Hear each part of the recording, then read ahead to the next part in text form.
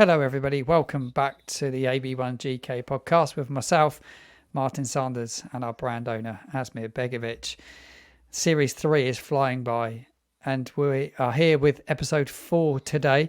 And Asmir has got us another very special guest. Asmir, would you like to introduce today's guest for us? Absolutely, Martin. Well, it's a pleasure to be back with you again. Once again, and this podcast keeps getting stronger and stronger. And we've got the amazing Sam Tighe with us today, football journalist, ex-Bleacher Report, and all-around good football guy to share some stories with us today. Because we like it here on the AB1 GK podcast to just get some different points of view on football and different people's journey. Obviously, an opinion and view on goalkeeping. So we're having a lot of fun with this kind of stuff. So welcome to the pod, Sam. Thanks for having me, guys. Appreciate it. Welcome, Sam. Yeah, always happy to answer the call, Asmir. And great to meet you as well, Martin. Must admit, I was a little bit apprehensive because I know nothing about goalkeeping. As I said to Asmir, just like 99% of the world, I think we're absolutely clueless. So I'm more happy to listen than to speak. But I like to think that through Asmir as well, over the years, I've gained sort of a greater appreciation for some of the finer arts of it and maybe learn to give them a little bit more leeway. So hopefully I'll be welcomed here with open arms. That would be nice. That's very nice of you. Asmir is one of the greatest guys in goalkeeping without any question. I've met loads of pro footballers, and Asmir, I'm not just saying it, is top guy. But don't you think, from a media perspective, there's not that many people talking about goalkeeping in the mainstream media at the moment, certainly on television. Don't you think it's crying out, Sam, for someone like Asmir on TV? Well, sometimes they do stick an ex-goalkeeper in the studio, don't they, on the broadcast? And I think the fatal flaw that they run into is that they tend to pigeonhole that person as, okay, we will speak to you specifically about goalkeeping and nothing else. And I think that's wrong, because Shay Given, for example, would be able to offer his view on anything that happens in that game, but has particular expertise in the goalkeeping area. So direct all the goalkeeping questions to him. But also ask him the other ones. Otherwise, he just gets left on the end of the table, sort of just waiting and, biding his time and waiting for maybe half time. And if there's no controversy, if there's no error, they barely get to them at all. So, yeah, we probably need to do a better job of that overall. Maybe Asmir's the one, but I don't know. We'll have to see a bit more from you, mate. Well, yeah, Sam. I mean, I haven't done too much media work. I've done a little bit over my time. And as Martin says, this could be an avenue in the future for sure. And I'd love to kind of talk about goalkeeping in general. I think I've touched on this before. I guess we'll talk about it now. But for me, it's one, as you rightly say, you get pigeonholed in a way, and it's the same in football, right? How many managers are goalkeepers? Not that many, because they think goalkeepers can only be goalkeeper coaches, and that's your thing. Where really, as you rightly say, we do have an overall view on the game. I think we've got an opinion just as much as anyone, and our knowledge is just as good as anyone. But I think as well, from a tactical and a positional point of view, it would be nice to have someone who's a bit of an expert in a position. I think when you watch the likes of Monday Night Football and Sky, you have one right back and one central defender / right back in the studio. So are they ever going to give you any proper advice on a striker or their movement on a winger or on a goalkeeper or something like that? Probably not. So I would like to see that. But, I guess that's a bit of a fantasy world and wishful thinking. So I think there's a way of obviously just giving it a little bit more insight to the position and a little bit more respect to it as well, because, it's a bit of a sore subject when you see some people who haven't played in goal give an opinion on it. So, yeah, let's wait and see. But I do like your point on that, because you do get pigeonholed, and I think that's very, very unfair. That's for sure. That's a good point by Sam, actually. Yeah. So we'll see what happens. We'll see what happens in the future. But Sam, as you rightly said earlier, we want to talk about a little bit about your football journey as well. So you've been a fan of football for your entire life. Where did the love of football start for you, and where did it all begin? Yeah, so like many, I think it's probably a very familiar story. It's passed down from dad. So bunged into a kit as soon as I could walk, and then obviously put out onto the field and, see what you can do with the ball very early doors, age 4 or 5 or whatever. And then he kind of tried to force me to support Aston Villa. He's a Villa fan from Birmingham, born in Birmingham myself, but moved down towards the south of the country when I was 4. So didn't pick up the accent, but obviously still hold the team dear to me. And I mean, originally I was pretty reluctant to support Villa, actually, because if you grow up in the south of England, you don't see many Villa kits when you're a kid, and you're very impressionable as a kid, and you don't necessarily want to stand out from the crowd in that way. So you look around you, and it's Chelsea, it's Tottenham, it's all the London clubs.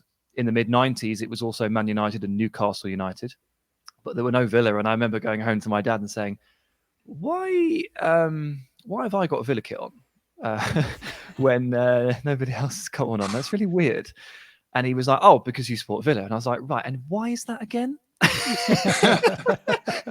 But I originally and initially rebelled again, because you didn't necessarily want to stand out from the crowd when you're 7. It's not really what you want to do. You just kind of like sheep as children, but eventually found my way back to it, and very thankful for it as well, because it's been a real strong bonding point, not just the sport, but the support in the team between me and my dad for our entire lives, and ever since that happened. So I love talking football with my dad, and continue to do so, and still have that thing in common. I think that's really important. So if I have children, I will also force them to support the team I support, because knowing what I know now, it's actually really important as one of those bonding points.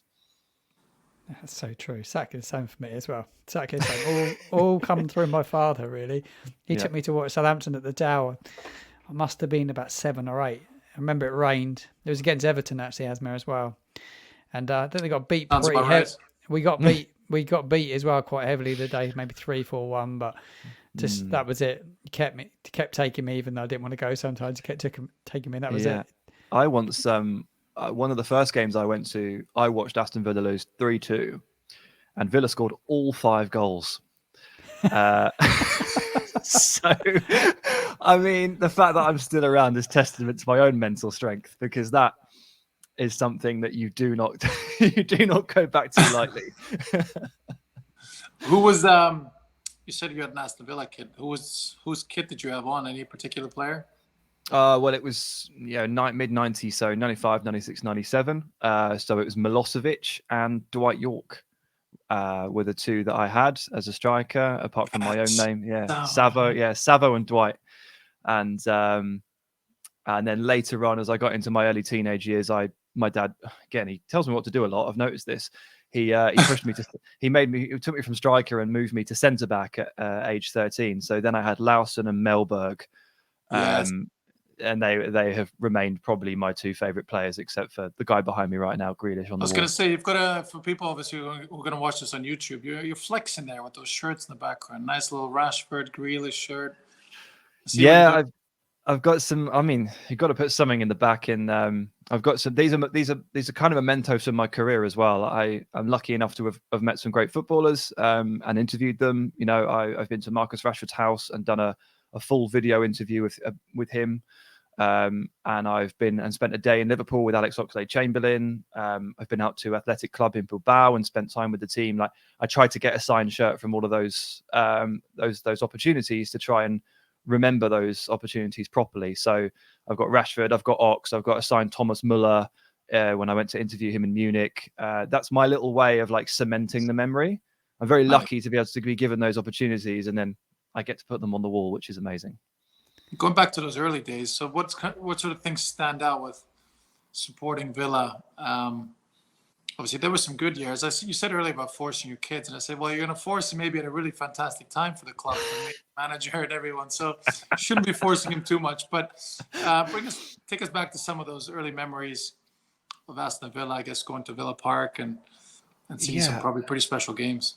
I mean, it was weird because we won the League Cup in the mid-90s, beat Leeds in the final 3-0. And as a very impressionable 6 or 7-year-old boy, I assumed this was then normal. I thought, oh, cool, we win a trophy every year. This is brilliant. No, that's not how it works. And unfortunately, we've won literally nothing since. So that was a very false impression. So didn't appreciate that to start with. Have had to get used to that. And there's a particular memory that stands out. My dad took me to, I don't know how he managed to wrangle this, but I went to Stamford Bridge again, late 90s, and was in the players' lounge where they eat before the game. I was watching Chelsea, Villa were playing away, and I managed to walk up to the team. They were sort of sitting on like an entire long table, eating their meal together as a team. and I went one by one and got everybody's autograph in my autograph book. And it was the Ruud Gullit team when he was like player manager kind of. Yeah. And Gullit was really actually very reluctant to give me his autograph. I had to really pester him, but most other people were very nice, and it was Zola and it was Osgood. It was really, really nice. And then my dad has this kind of scarring memory because I was sort of scuttling back to the table to show him, and in through the door walks Diego Maradona. And I didn't know who this person was, right? Because I was very young. And he starts going, Sam, go get him. And I'm like, what are you saying to me? What do you want me to do? And he only spends sort of 10 seconds hovering in the doorway, and he turns around and walks away. And my dad is slumped in his chair, head in his hands, like, oh, we've missed the chance to get Diego Maradona's autograph. And 7-year-old me is just going, I literally have no idea what's happening. So he always references that. And unfortunately, as a result of that, it's one of the very early memories of supporting the team is missing out on the great man's signature. What an incredible piece of paper that would have been to own. Yeah, what a legend as well. I was a massive fan of Ruud Gullit actually as a kid growing up. I think it was sort of some of my first memories of sort of football was Gullit playing for the Dutch national side. And when he went to Chelsea, it was kind of a start of a big change there, wasn't it? It was a big shift. Asmir actually, he ended up going to Chelsea to play there many years later, but the club massively started to change at that stage, didn't it? Yeah, it did massively. I mean, it really did. I mean, I remember, as you guys both know, it's. I mean, the sort of global force that it is now, it wasn't quite the same back then. I mean, I had some amazing players, big names, but definitely an absolute global force at this moment in time. So, yeah, those were the interesting days. Ruud Gullit always stands out. I don't know if he stands out more to me for Holland, AC Milan, or Chelsea, but everyone has an opinion on that. For me, AC Milan. Yeah, those were sort of the big years. I used to love watching Channel 4, watching the show. Yeah. What's it called again? Should know. Calcio, was it Calcio? No, yeah. Football something. Yeah. It was every Saturday. It was all the Italian football. James Richardson's show. James Richardson's show. Still does it now, doesn't he? There was a show they showed it a little while ago. Actually, they went back and looked at all the memorable highlights. But I remember watching the games on a Sunday lunchtime. Brilliant. That's how I remember Gullit. So in that AC Milan, I loved AC Milan. My favourite Italian side by some way. Don't tell anyone, but it was the favourite club I ever played for. There you go. You had a great time there, didn't you? No, yeah, unbelievable. I remember you being there, and I remember you talking about the training facilities and the videos you used to send back. Wow, it was just Sam. It was ridiculous. Incredible place, honestly, just absolutely fantastic. Yeah. And I'd been trying to get Asmir. I remember Asmir. I was trying to get out to see you there. We had the COVID because we did a couple of things together at that time, and COVID. Yeah, we'd done a few things. I was badgering Asmir to get out there myself because he'd said like this place is unbelievable. He was like, yeah, let's go. And then COVID hit, and it just shut everything down. It's one of the many things obviously in this world that was affected. But wasn't able to get out there and see that. Unfortunately, big regret. I know, man. Maybe in the future, you never know. Never say never.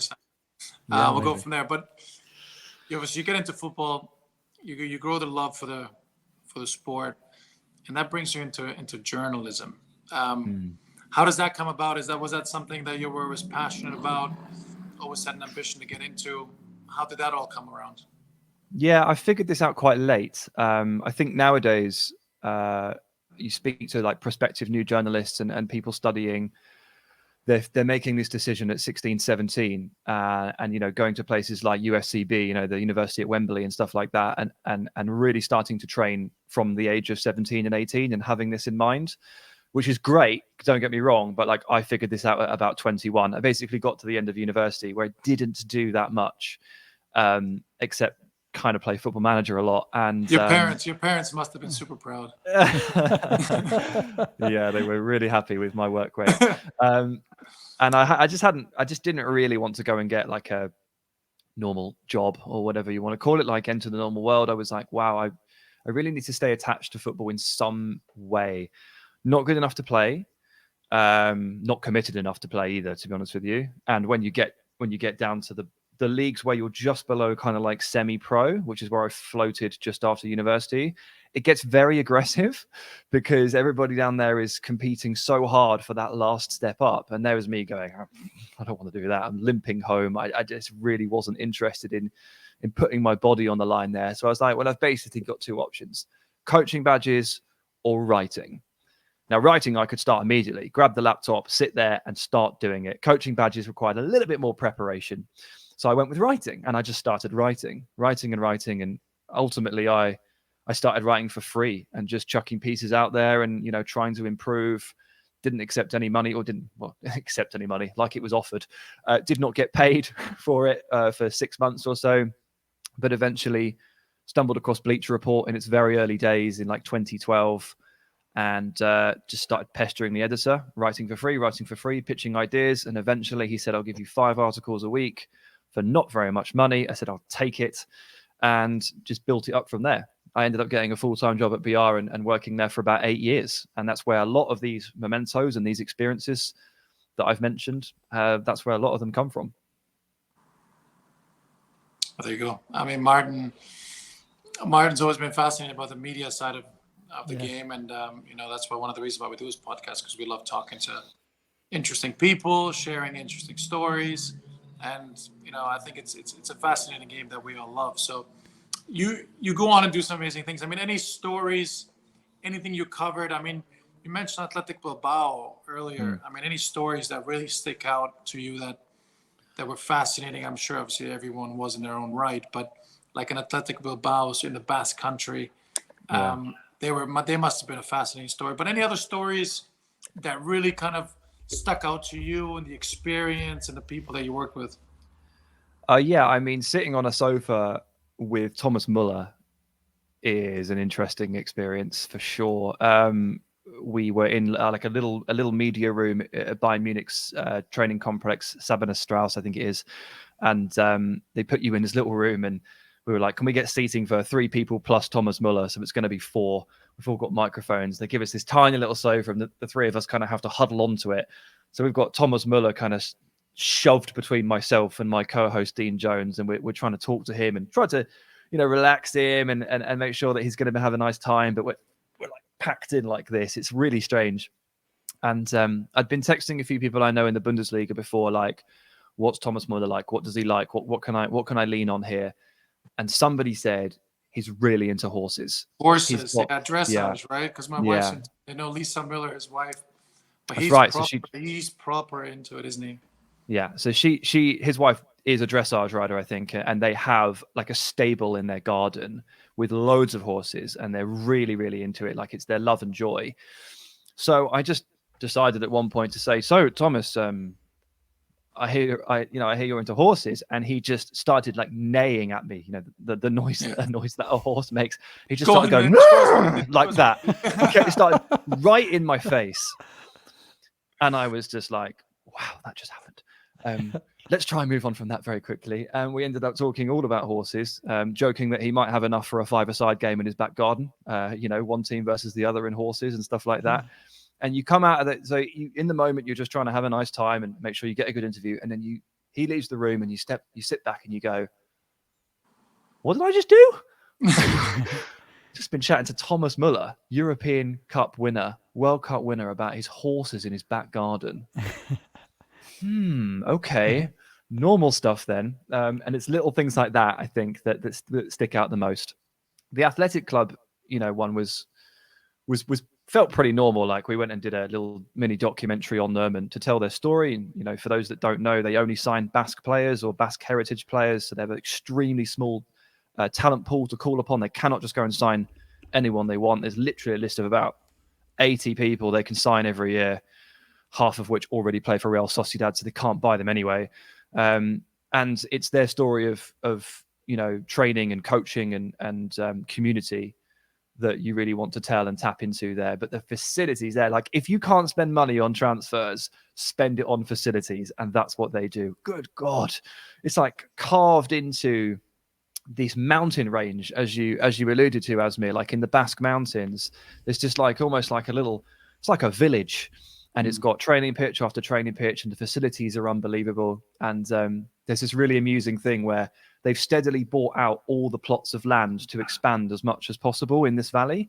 But there's one guy in the corner that will not sell his property to them. It's a vineyard, and it's his livelihood, and it's his passion. And he has all the trees in rows, and it looks lovely. But there is literally a metal fence, and in either side of it is this guy's vineyard and athletic club's sprawling training facility. And they have made him apparently some very, very accompaniment, like some lovely offers, and he just will not sell. And they can't buy the land off him. And even worse, whenever they kick a ball over the fence, he pops the ball. No way. He doesn't. It's not that he doesn't give it back. He knifes the ball. So they're losing balls over the fence to this vineyard, and he's really taking it out on them. And I just could not stop laughing at that. I don't think they find it very funny anymore. I think it's a real drain on costs, and it's quite prohibitive. But that was very amusing. Maybe he's like a Real Sociedad fan. You know, maybe he hates Athletic. Who knows? You never know. That's brilliant. Yeah, ridiculous. So, yeah, those kind of things always stick out, and I'm very lucky to go and see those things and tell those stories. Brilliant. No, brilliant. You work for Bleacher Report, which is an amazing company and people. Obviously, I remember being on your Ranks podcast, was it? Yeah. So we took that, we took that independent away from BR for the last so that's what I was going to move. That transitions us nicely. You spend those 8 years with Bleacher Report, and then you move on to kind of do your own thing. Tell us about that journey. Yeah, I mean, we there were some sort of structural changes at BR, and the two people I've been doing the podcast with, Jack and Dean, we quickly figured out in the face of the changes that our job was going to change.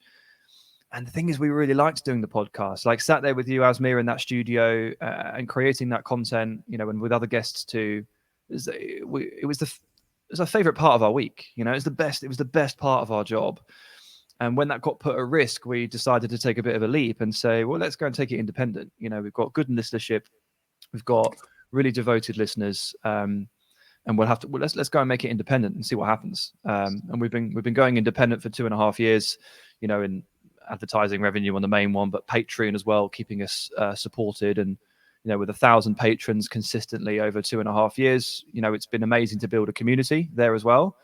But it's you see the other side of the coin as well. It's you go from being dictated to an extent in terms of what the content is, having a boss, to it's on you. It's your call. It's what you want to do, and that's a pretty nice life to live as well. You make the call. You don't get pushed into doing stuff, because no matter what anybody may think, like the absolute last thing I want to do is start wading into a Messi Ronaldo debate. The last thing I want to do is deliver a hot take on Neymar, because it just generates so much aggravation, right? And it's just not pleasant. But doesn't it do well? I mean, and so so that's the toss up. And if you're being told what to do, you tend to end up in that kind of area. Messi, Ronaldo, Neymar generate debate. When it's just you, you can talk about what you like. You can have a slightly more sensible football conversation, which I quite like where possible, and have a nice, easier life as well. I think is probably the way to put it. Exactly, which is always a goal, right? And I think that's a really cool thing. And you had a great squad that you did the podcast with. And what are your next steps? What are your next ambitions in your career? And how do you want to take things forward? That's a good question, and it's one I haven't quite yet answered myself. I'm gonna start this summer. I'm gonna diversify a little bit more. I'm gonna take a little step back from Ranks, and it's still going to be on it, but maybe run less of the business side of things. And I'm going to go and work with some other people and do some other freelancing and stuff like that. And I think over the summer I'll work with Sky Sports and a few others, and I'm going to see what sticks. But I'll tell you what the priority is right now, Asmir. I'm going to take a break because I need a rest. It's been such a long season. Like the World Cup in the middle, I haven't been away for it I haven't been We're- away for a year, and it's just like it's a lot. This is probably going to go out. So we're recording this just before the season ends. So this is going to go out probably in a couple of weeks' time. Yeah, so I'll be hopefully just when reading a everyone's book. on holiday. Yeah, when you're on holiday. Although I couldn't agree with you more. This season, I mean, nobody should be playing at the end of May, and the Champions League final shouldn't be on the 10th of June, and national teams shouldn't be playing on the 19th of June. This is, I mean, as much as the World Cup in the winter, like I get it all, but we still have to somehow find a way to condense it a little bit because it's been the longest year, and we play on Sunday, and I'm booking a flight. I've got a flight out 10 a.m. on like the Monday morning because I can't wait to get away. Same as you. I'm ready for a break. So, and listen, I think your journey's awesome, and I think people like Sky Sports could definitely use you and your expertise. Yeah, I'll see you on the panel. Yeah, put a word in for me. There you go, right? Put a word in for me. I'm going to get Martin on as well, so that'd be great. I just think it's good that you can talk to different people from different, sort of. I think like sort of fan led.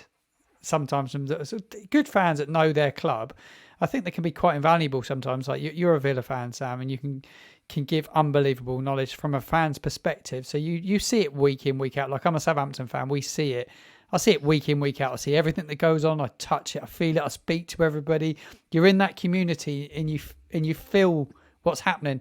I think there's a little bit out of touch sometimes in some of the media by not having people like us.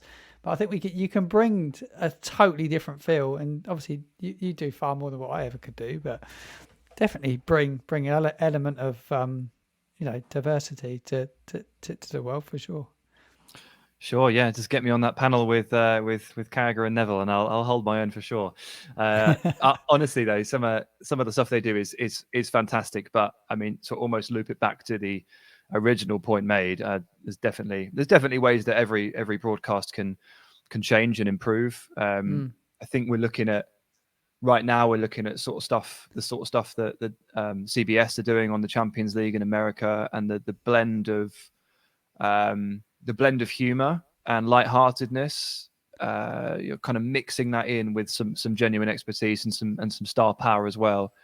It's unbeatable right now. I think the CBS effort that they're putting together, with Thierry Henry and Micah Richards and hosted by Kate Abdo is absolutely the best football broadcasting I think I've seen in terms of studio stuff. It's fantastic. I've not watched any. Have you, Asmir?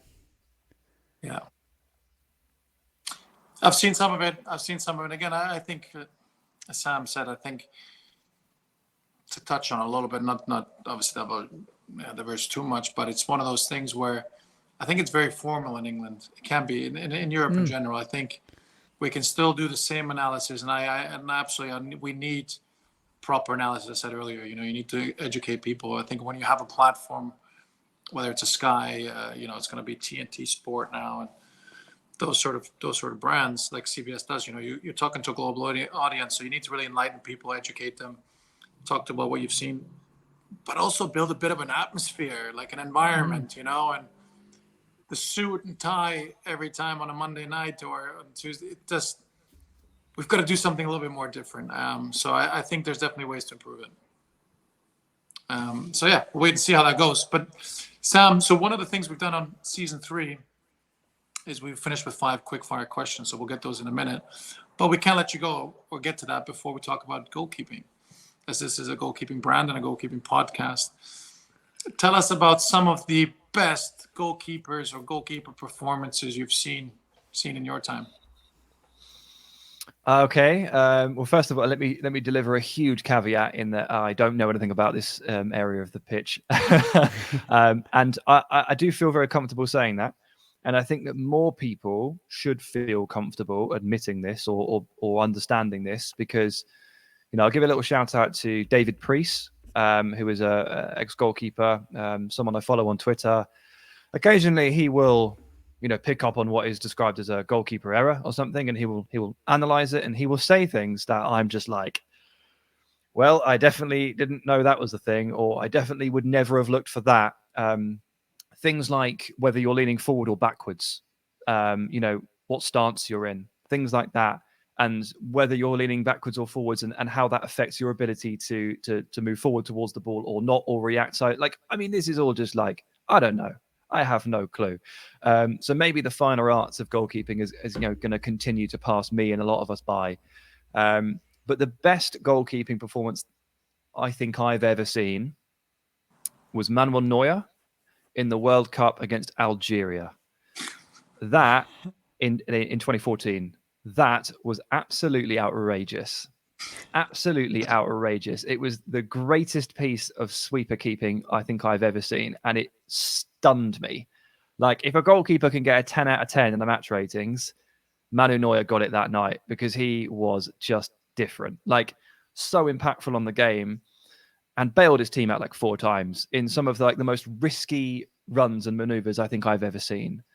So whenever I think of the best goalkeeper performance, I think it usually comes down to Manu Neuer. I mean, sometimes it's Thibaut Courtois in a Champions League final. But in terms of shock factor, it's Neuer against Algeria. I don't think I'll ever recover from that. He's class. He's an unbelievable goalkeeper, isn't he? Absolute ledge of a guy. Let's see what happens at Bayern Munich this summer. Huh? Yeah, let's see, huh? I think Jan Sommer's excellent. But he and Neuer probably cannot coexist. So I don't know. I don't know what happens there. And Neuer's not quite what he was 9 years ago, but that's no shame. But that was unreal. But look, as a Villa fan, we've got a damn good one ourselves, haven't we? Yeah, you would have seen some amazing ones. We actually, funny enough, had Brad Friedel on the pod in episode 1 of season 3. So he did pretty well at Villa. Yeah, so we've seen two good Brads. Yeah, 2 good Brads. Really, really appreciated Guzan as well. His story was very strange. He was at Villa for 2 to 3 years, never really got a look in. Cup goalkeeper, but no one really seemed to fancy him. And his contract actually expired. Alex McLeish let him leave, and then Villa hired Paul Lambert. And one of the first things that Paul Lambert did as manager was ring Brad Guzan and say, "Sorry, will it expire? Can we have you back? I'd love to make you my starting goalkeeper." So the club actually released Brad Guzan, and then about 15 days later, re-signed him and made him the starter for the next 3 to 4 years. And he had a really good period. But there's been some good ones. There's been some not quite so good ones, but I'd be willing to say that Emi Martinez is the best goalkeeper at Villa in my lifetime. Certainly. Feels that way anyway. Helps that he's won a World Cup. It's a really easy thing to say, isn't it, when they've won a World Cup? it's funny, right? With Villa, I mean, it has been a bit of a carousel at times, hasn't it? There's so many goalkeepers over the years, really. Emi's sort of taken that spot for a bit. You look beforehand. Yeah, there was the likes of Brad Guzan, Pepe Reina came in for a little bit. Tom Heaton came in for a little bit. Scott Carson was there. Brad Friedel was there. Like, it was like ever changing, really. And then nobody ever had a proper 5-6 year spell and where they really set some records. I think Sorensen might have been the last one, really. Would have been Sorensen, yeah. Guzan then would have come closest. But look, it's a reality of football, Asmir. If they were any good, they weren't at Villa for very long. That's true. Right? Particularly in the difficult years, that's for sure. But yeah, Emi is pretty amazing, to be honest with you. He's again incredible sweeper, attitude-wise amazing. Has delivered some incredible penalty saves, and I love a commanding goalkeeper who can come out and claim, alleviate the pressure on the defense. And Guzan was one of his greatest strengths, actually, alleviating pressure with high claims. And Martinez is even better than that. He's been really special, really, really special. So in good hands, literally, Villa at the moment.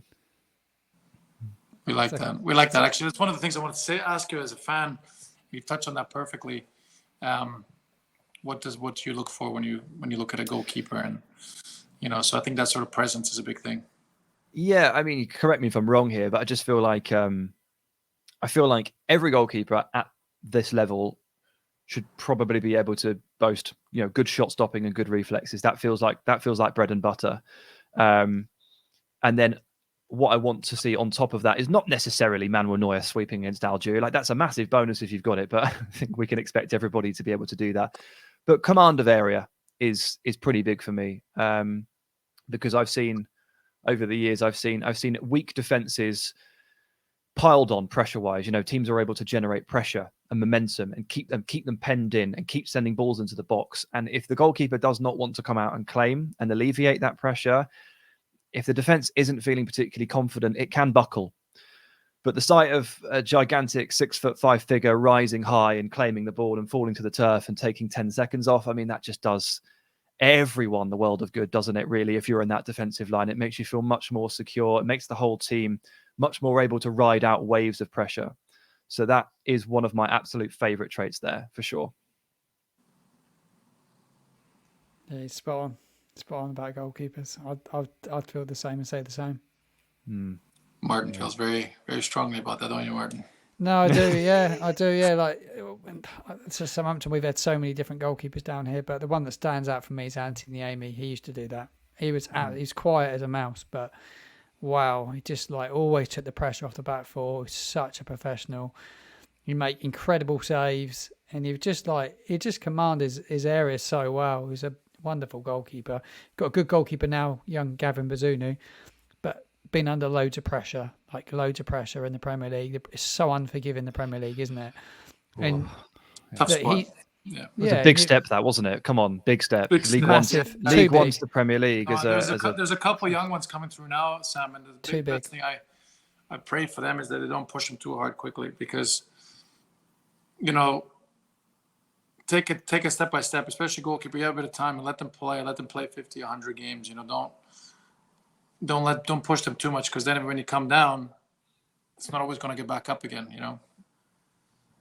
Yeah. League One to Premier League was maybe a bit much of an ask there. It was way too much. You need a good understudy to be able to bring in, and we just chop and change when you need to, and just take him out and just look after him a little bit. Just needed looking after. He's been thrown in at the deep end, and he's come out the side now really late on, but really unfairly, really. So I think this has been a bit weird. I think generally the management of Southampton's goalkeepers this season has been somewhat questionable, because I don't blame you for putting faith in Bazunu. Like, that's fair enough. Like, if he's got talent, let's go for it.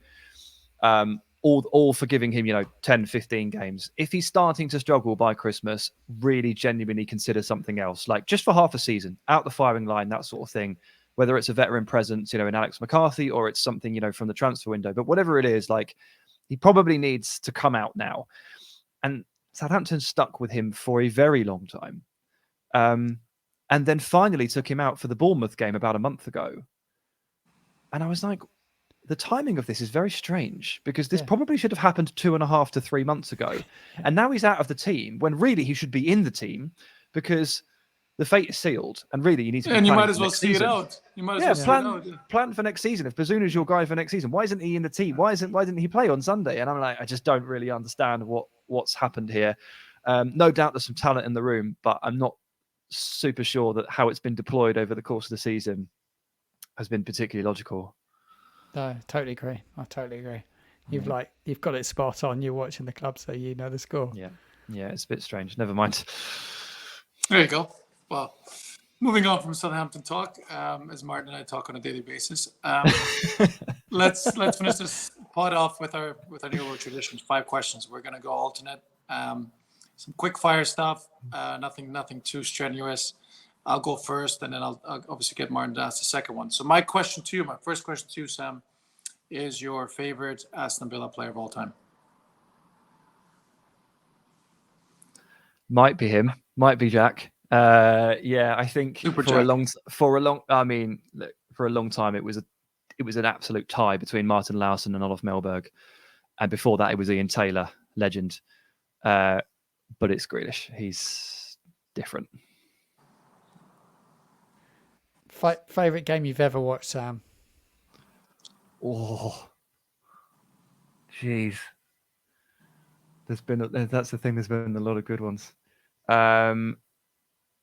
Very tough, but given it's quick fire, I'll do the first one that comes to mind. Lucky enough to go to Roma Lazio last year, with Roma as the home team in the Eternal Derby, I think it's called. Ridiculous rivalry, as we know, and Roma won 3-0, and that was an atmosphere. Wow. That is a good atmosphere. It's right up there with the Milan Derby, so there you go. I'll give you that. It's a nice transition to my next question. Best stadium you've ever visited besides Villa Park, or your favorite stadium besides Villa Park? The one that genuinely took my breath away, because my answer should be Dortmund Stadium, because I've been lucky enough to watch Dortmund Bayern at the Westfalenstadion. But my answer is actually San Siro, because Good answer. I gasped when I got to the top of the stairs in the concourse and looked out. I gasped, like I could not speak.